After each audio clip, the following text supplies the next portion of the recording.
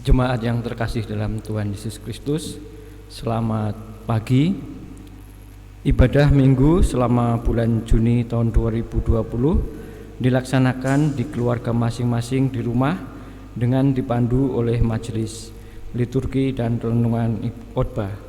Majelis GKJ Sampahan Kradenan mengucapkan selamat melaksanakan ibadah keluarga dengan hikmat dan penuh sukacita. Bagi jemaat yang ada keperluan dengan majelis, dimohon menghubungi via telepon maupun WA. Dan yang melayankan firman Tuhan pada saat ini, Saudari Novena Kris Handayani SAG. Terima kasih atas pelayanannya. Tuhan Yesus memberkati. Jemaat kami undang untuk berdiri. Kita mulai ibadah hari ini dengan menyanyikan pelengkap Kidung Jemaat 35, Suci, Suci, Suci.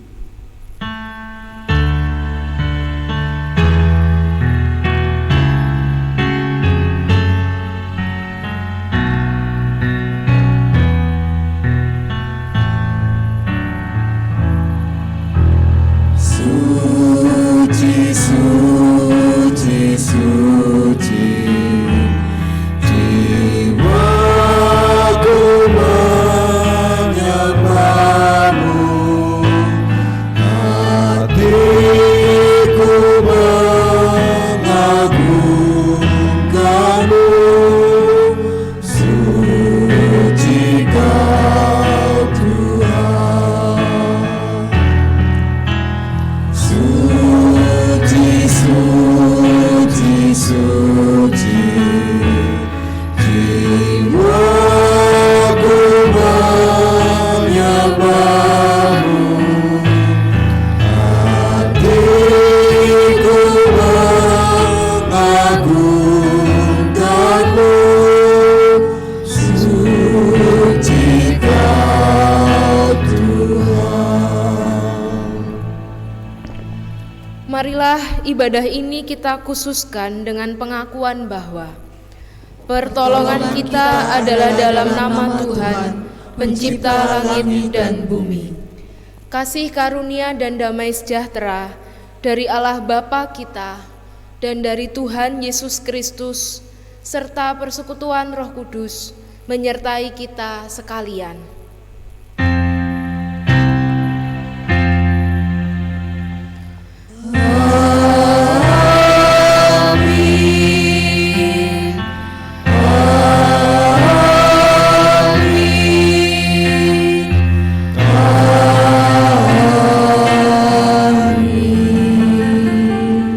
Jemaat dipersilakan duduk.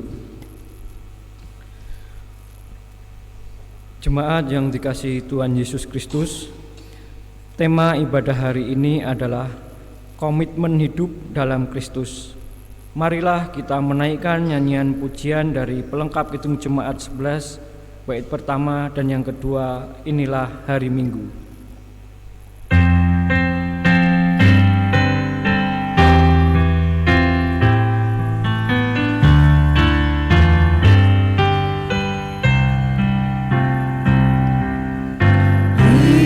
Inilah hari Minggu, hari Tuhan yang kudus. Semua orang percaya bergegas datang ke rumahnya. Dengarkanlah panggilannya, Yesus mengundang engkau. Marilah orang percaya, marilah datang segera.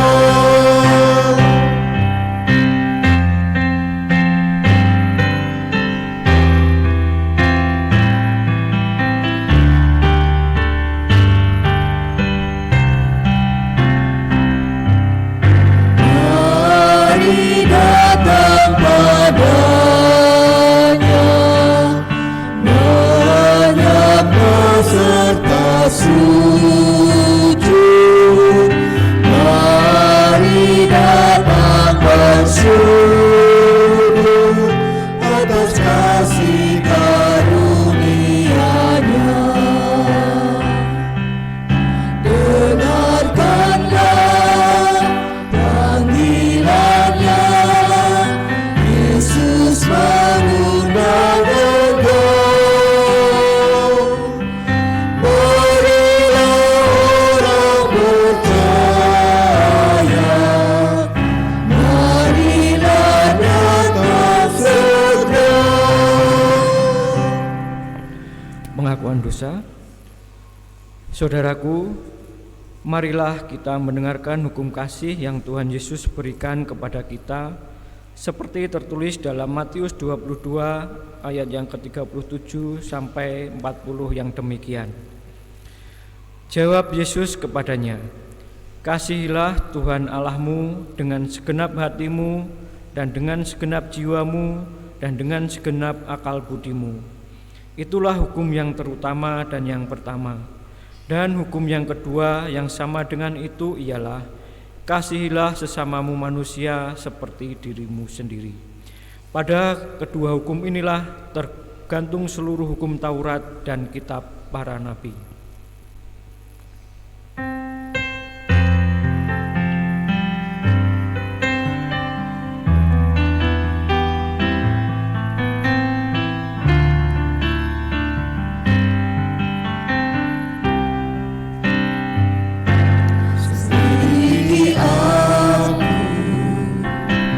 Lihat hatiku, apakah ku sungguh mengasihimu, Yesus, Kau yang Maha Tahu dan menilai hidupku.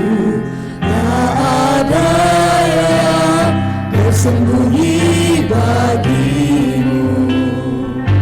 Selidiki aku, lihat hatiku, apakah ku sungguh mengasihimu, Yesus, Kau yang Maha Tahu dan menilai hidupku. Tak ada yang tersembunyi bagimu. Tak kulihat kebaikan-Mu yang tak pernah habis di hidupku. Ku berjuang sampai akhirnya Kau dapati aku tetap setia. Jemaat kami undang untuk berdiri. Kepada setiap orang yang dengan rendah hati mau mengakui dosa-dosanya, Tuhan memberikan berita anugerah bagi kita yang terambil dari Filipi 1 ayat 29. Sebab kepada kamu dikaruniakan bukan saja untuk percaya kepada Kristus, melainkan juga untuk menderita untuk Dia. Demikianlah berita anugerah dari Tuhan. Syukur kepada Allah.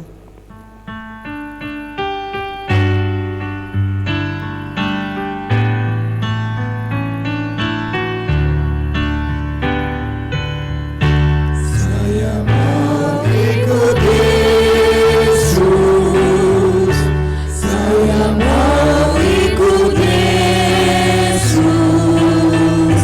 sampai selama-lamanya.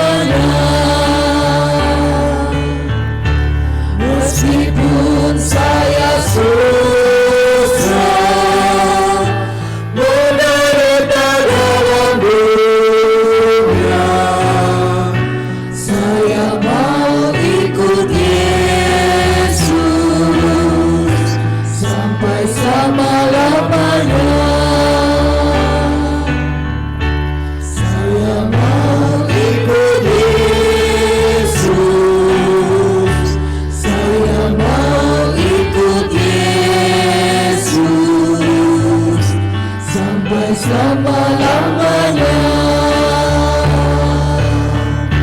Meskipun saya susah menderita dalam dunia, saya mau ikut Yesus sampai selama-lamanya. Jemaat disilahkan duduk kembali. Mari kita memohon pertolongan Roh Kudus untuk berkarya dalam pemberitaan firman pada hari ini melalui doa. Mari kita berdoa.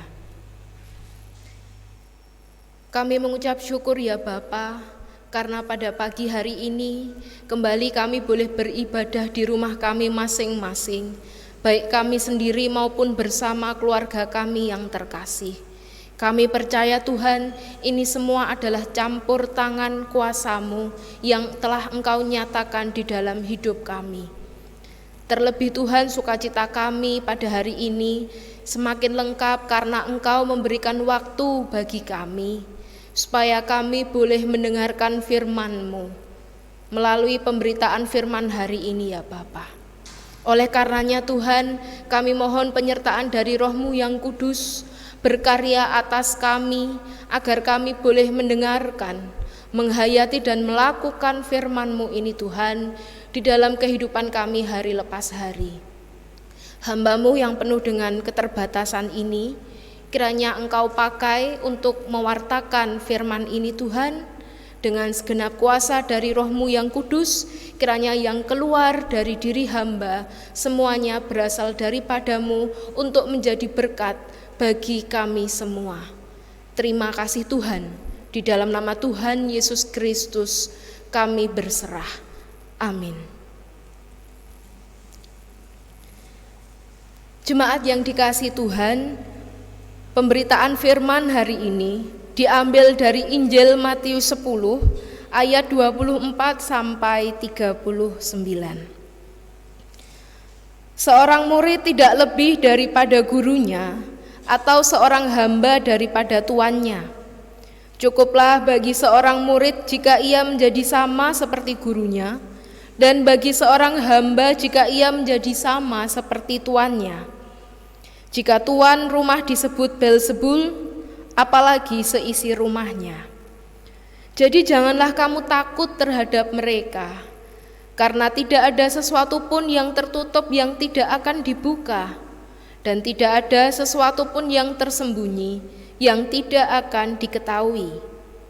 Apa yang kukatakan kepadamu dalam gelap, katakanlah itu dalam terang, dan apa yang dibisikkan ke telingamu, beritakanlah itu dari atas atap rumah.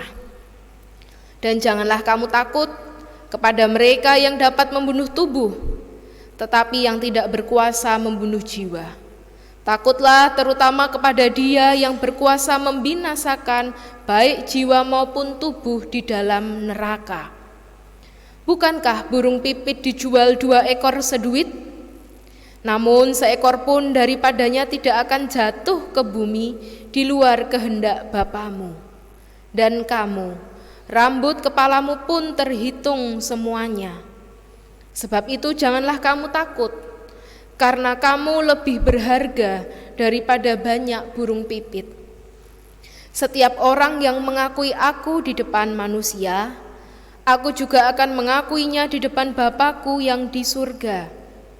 Tetapi barang siapa menyangkal aku di depan manusia, aku juga akan menyangkalnya di depan Bapa-Ku yang di surga. Jangan kamu menyangka bahwa aku datang untuk membawa damai di atas bumi. Aku datang bukan untuk membawa damai, melainkan pedang. Sebab aku datang untuk memisahkan orang dari ayahnya, anak perempuan dari ibunya, menantu perempuan dari ibu mertuanya, dan musuh orang ialah orang-orang seisi rumahnya. Barang siapa mengasihi bapa atau ibunya lebih daripadaku, ia tidak layak bagiku. Dan barang siapa mengasihi anaknya laki-laki atau perempuan lebih daripadaku, ia tidak layak bagiku. Barang siapa tidak memikul salibnya dan mengikut aku, ia tidak layak bagiku.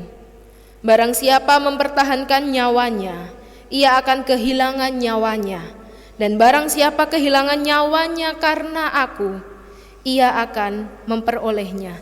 Demikianlah firman Tuhan. Yang berbahagia ialah setiap orang yang mendengarkan dan memelihara firman Tuhan. Haleluya.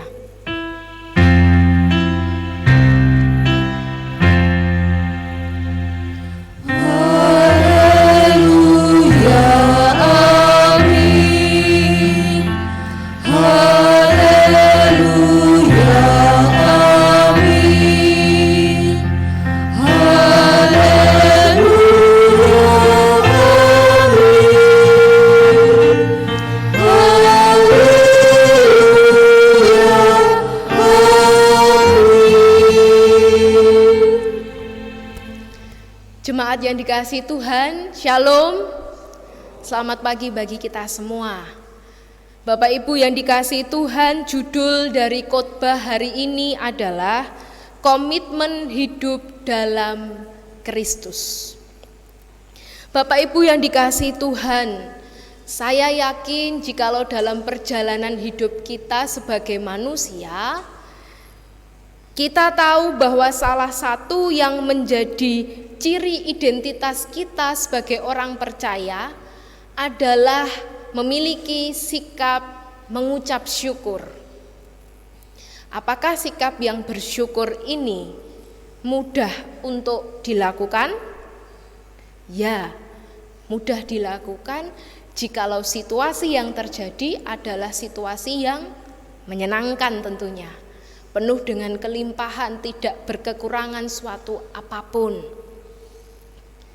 Namun bagaimana kalau yang terjadi adalah situasi yang sebaliknya, di mana kita mengalami penderitaan, mengalami kesedihan, cobaan yang bertubi-tubi. Saya pernah mendengar satu cerita dari bapak-bapak yang saya kenal. Bapak ini sehari-hari di gereja ia adalah pelayan Tuhan. Ia melayani Tuhan. Ya, kalau saya lihat PA rajin, ke gereja juga rajin, tidak pernah terlambat. Kehidupan rohaninya dibangun dengan sangat baik. Namun suatu hari, bapak ini mengalami penderitaan dalam hidupnya. Ia mengalami PHK dari pekerjaannya. Dan ternyata tidak hanya di PHK saja, ketika mengalami pencobaan secara finansial itu, anak yang dikasihinya harus terjatuh sakit dan diopnam di salah satu rumah sakit. Padahal kondisi finansial saat itu sedang tidak stabil. Mereka sedang bersedih, keluarga tersebut, dan kesedihan itu ditambah oleh karena anak yang dikasihinya harus sakit. Lalu kemudian di tengah keterbatasan itu bapak ini mencoba untuk mencari bantuan kepada keluarga yang lain. Namun apa yang terjadi?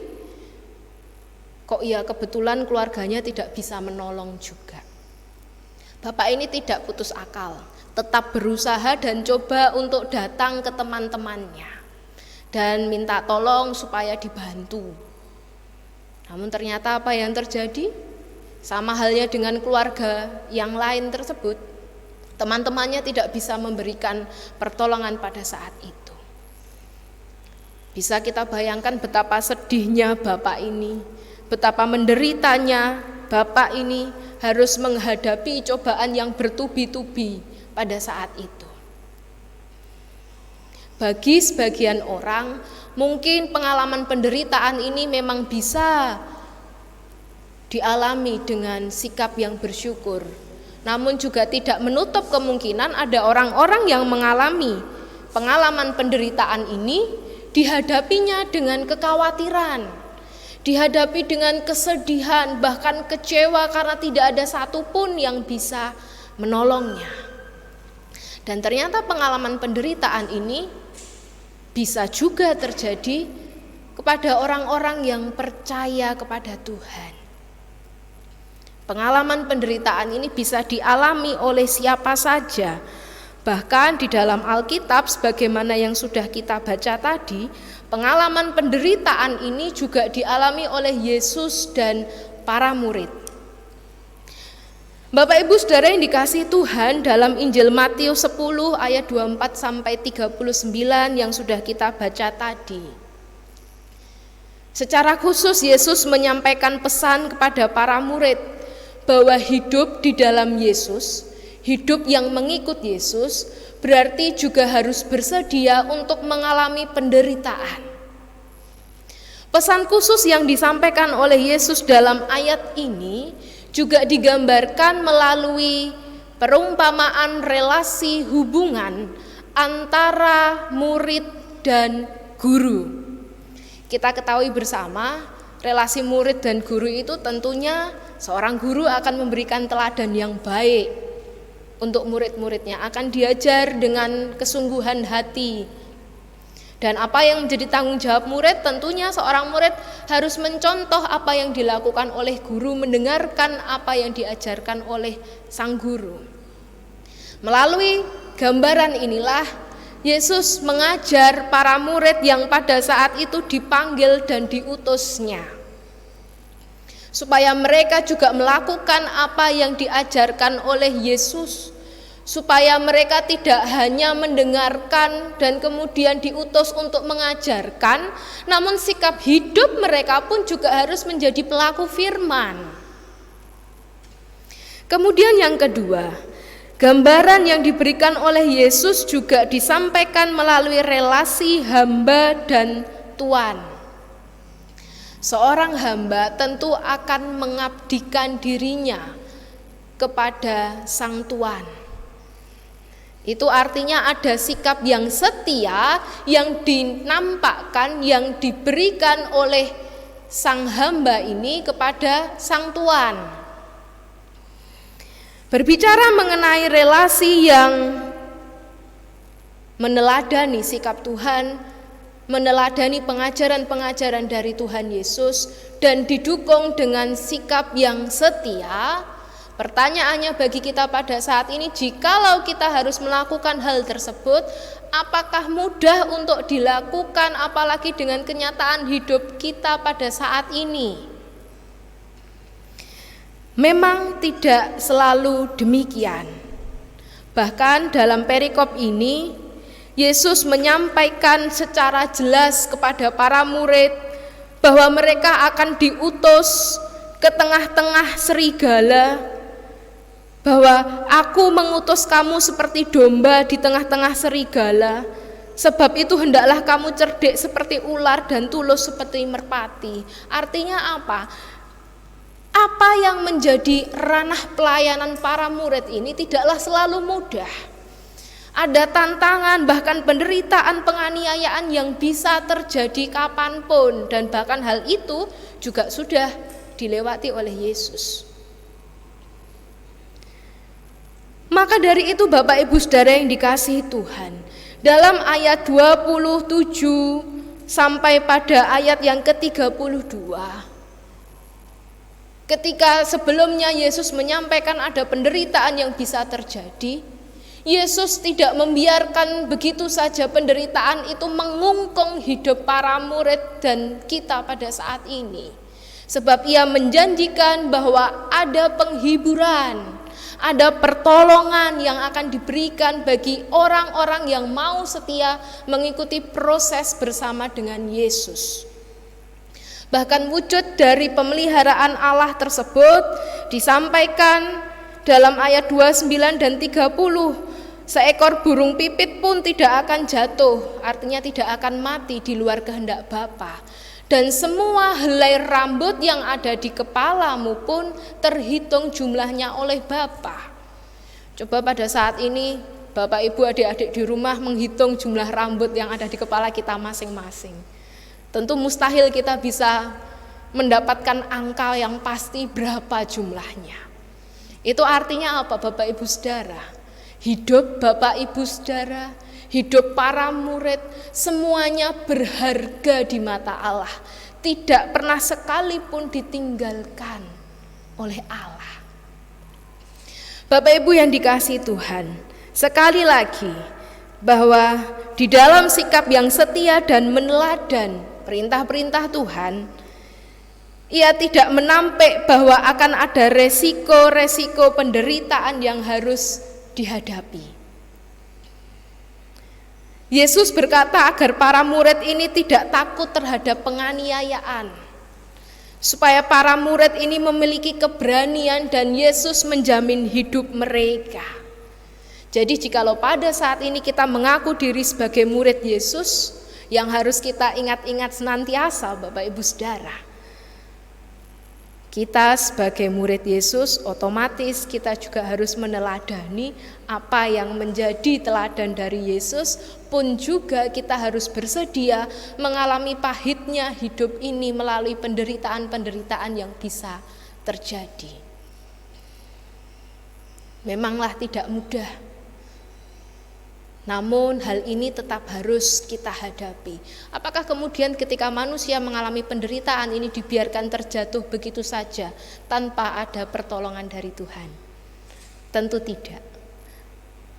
Dalam ayat selanjutnya disampaikan bahwa memerlukan komitmen, memerlukan kesungguhan hati untuk mengikut Tuhan sekalipun jalannya tidak mudah.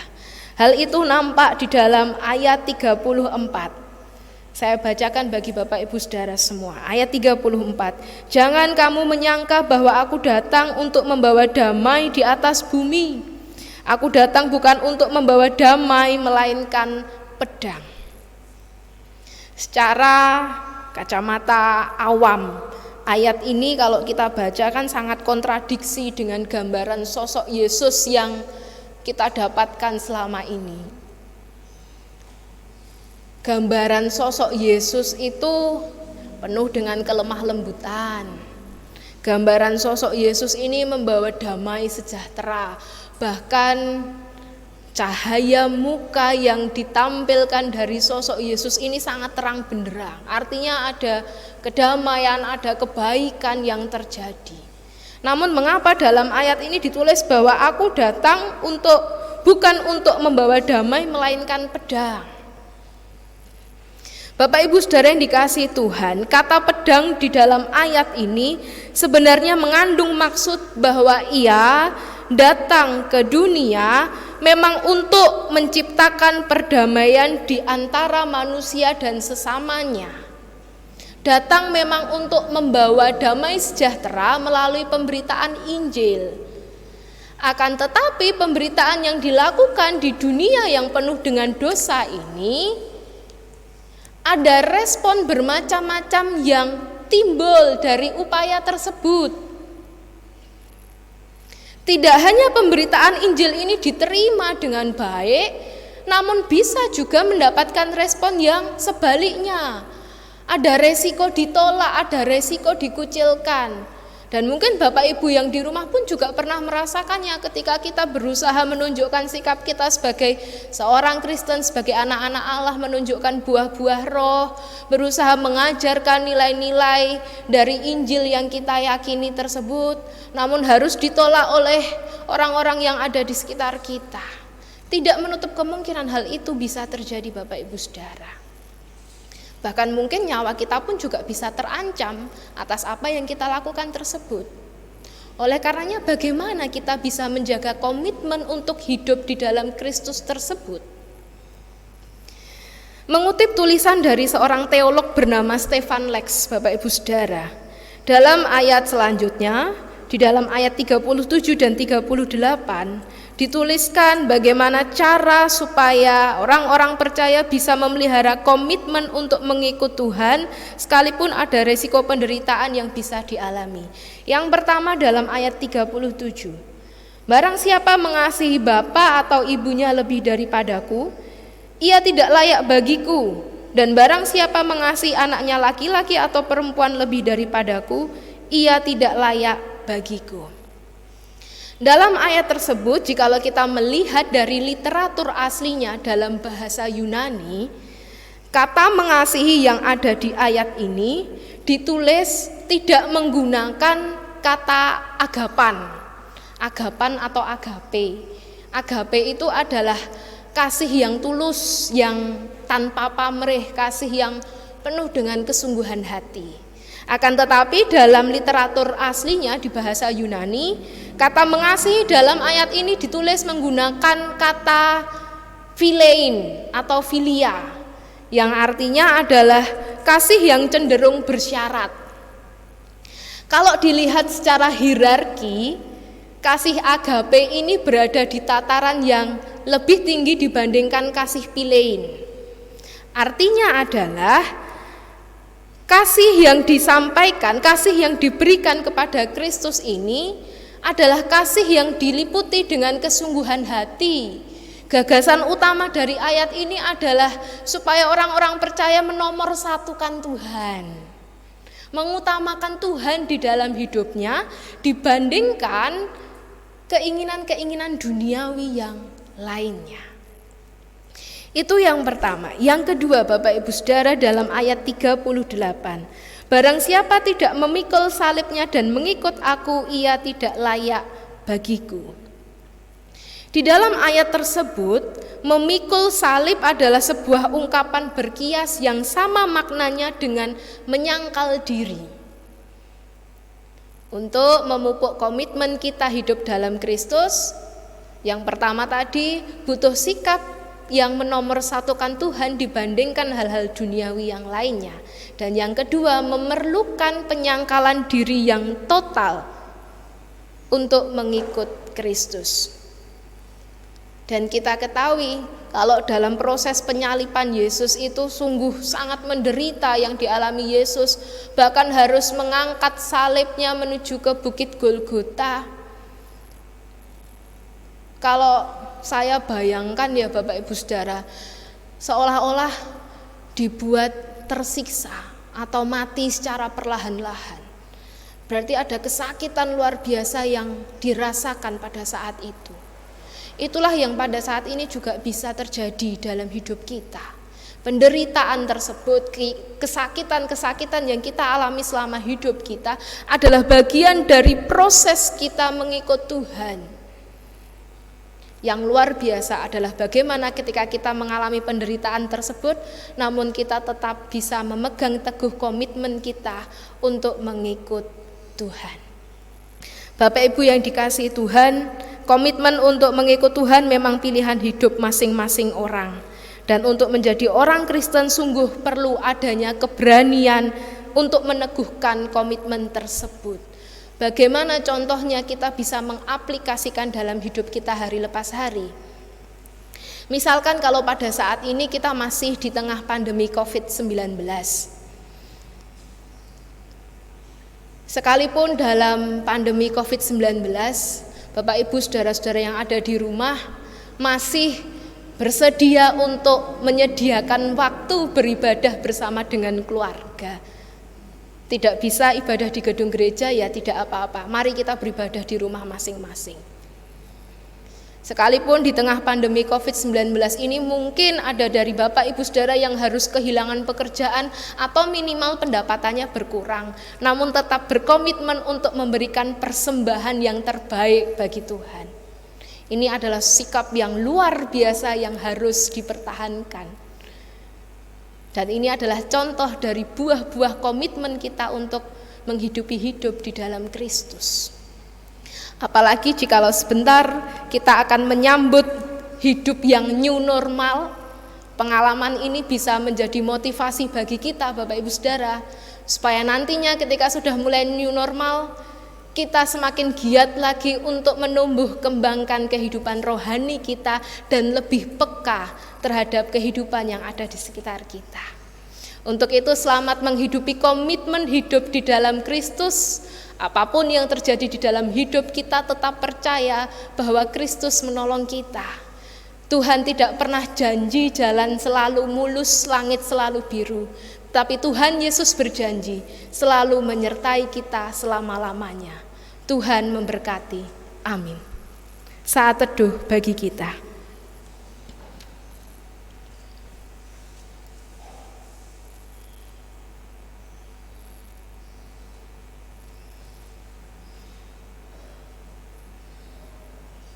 Saat teduh cukup.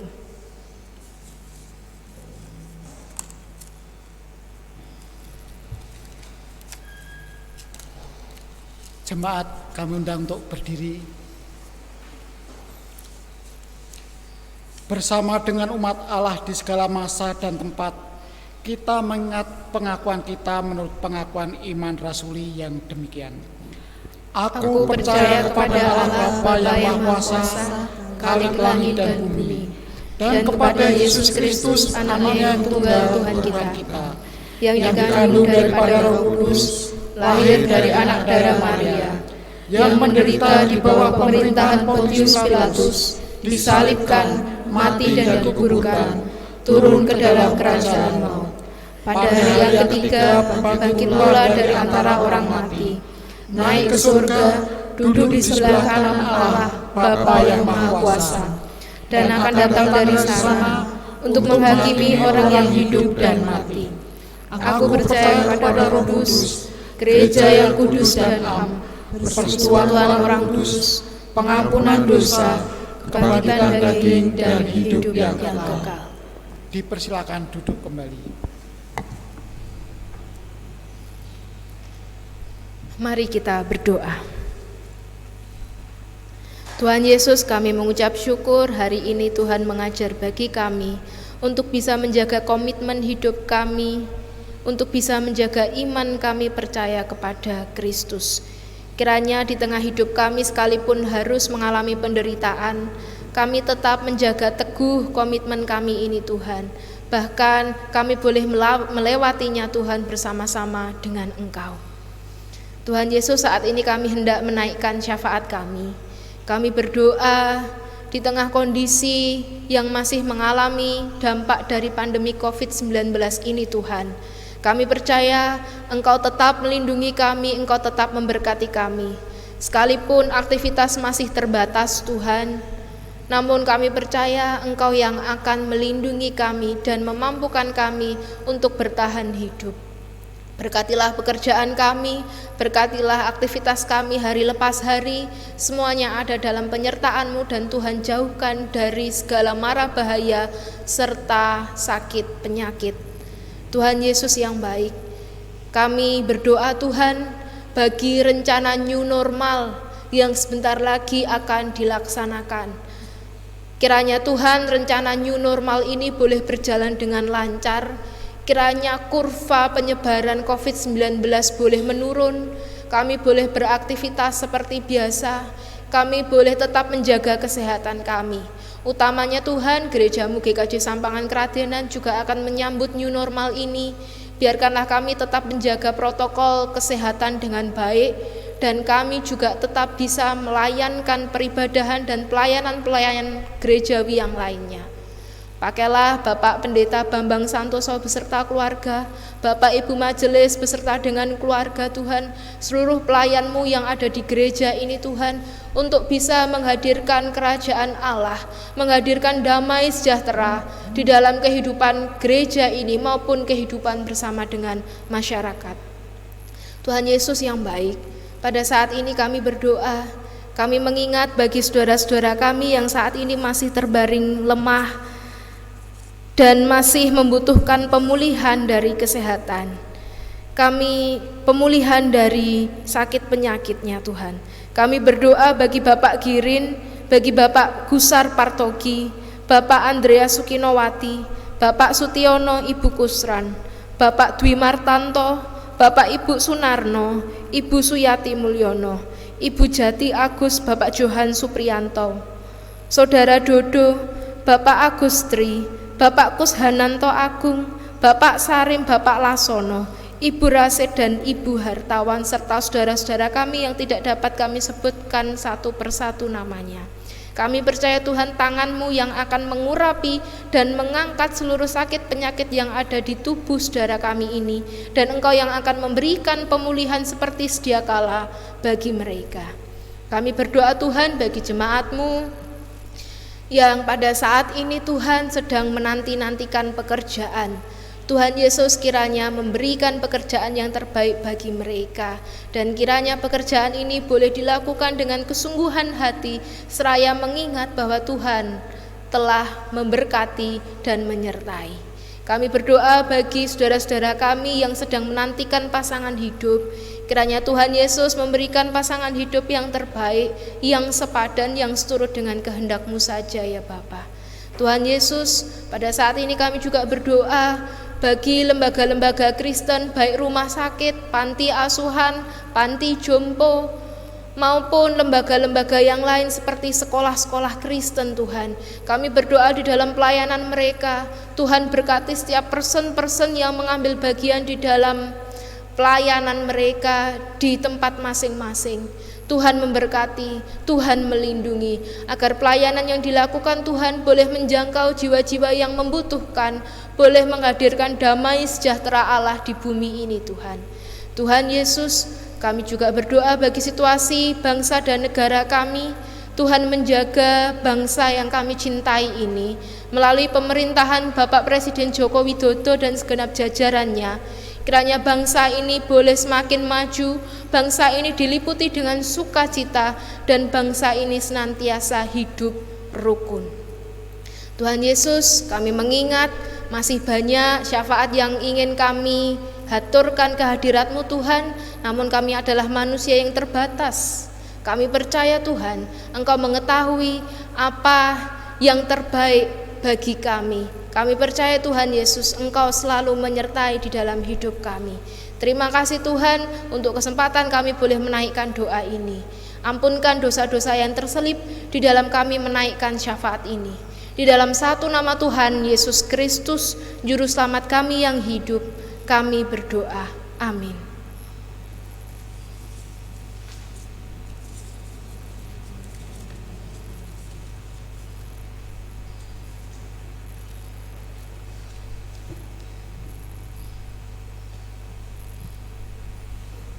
Jemaat yang dikasihi Tuhan, marilah kita mengucap syukur kepada Tuhan dengan mewujudkannya melalui persembahan. Firman Tuhan sebagai dasar kita mempersembahkan dari Mazmur 96 ayat 8. Berilah kepada Tuhan kemuliaan namanya, bawalah persembahan dan masuklah ke pelatarannya.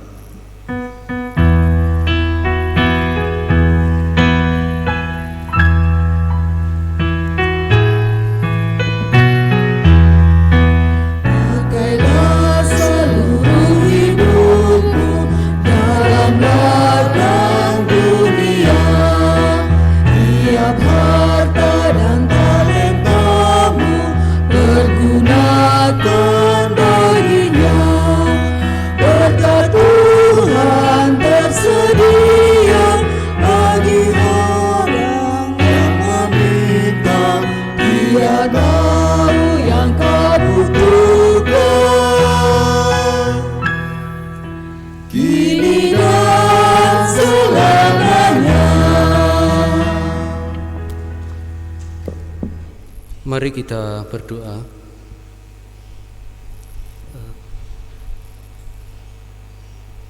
Tuhan yang bertahta dalam kerajaan surga, pada kesempatan hari ini kami mengucap syukur dan berterima kasih atas berkat yang telah Tuhan limpahkan kepada kami. Pada hari ini tak lupa kami juga mengucap syukur atas kesehatan yang Tuhan berikan kepada kami pula. Di kesempatan pada hari ini Tuhan, kami mengungkapkan rasa syukur kami sampaikan melalui persembahan ini. Kiranya Tuhan berkenan memberkati, menguduskan, serta menyucikan. Dan biarlah persembahan ini dapat kami pergunakan untuk kemuliaan nama-Mu. Saat ini kami berdoa untuk saudara kami yang mengelola persembahan ini. Kiranya Tuhan berkati dan saudara kami ini dapat melaksanakan tugas seturut dan sesuai dengan kehendak Tuhan, serta memiliki rasa takut akan Engkau. Demikianlah seru doa kami, dan kami panjatkan hanya di dalam nama Tuhan Yesus Kristus yang telah mengajarkan kepada kami berdoa. Bapa kami yang ada di surga, dikuduskanlah nama-Mu, datanglah kerajaan-Mu, jadilah kehendak-Mu di bumi seperti di surga. Berikanlah kami pada hari ini makanan kami yang secukupnya, dan ampunilah kami akan kesalahan kami, seperti kami juga mengampuni orang yang bersalah kepada kami. Dan janganlah membawa kami ke dalam pencobaan, tetapi lepaskanlah kami daripada yang jahat.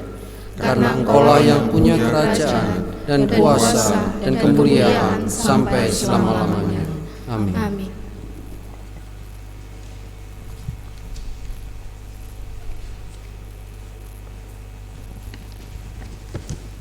Jemaat dipersilahkan duduk kembali.